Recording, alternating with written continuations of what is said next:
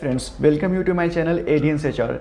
Friends, in today's video we will learn two major function which is count and CountA. Okay, so we will see here what is the use of count and what is the use of CountA.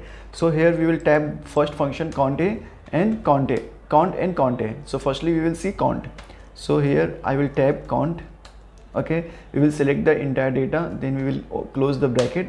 So here you can see the result is 7. It means that cells, that column contains 7 numerical data. You can see here 1 2 3 4 5 6 and 7. Okay, it is not counting the alphanumeric data, okay, which is means text data. Okay, now we will use CountA function, COUNTA CountA.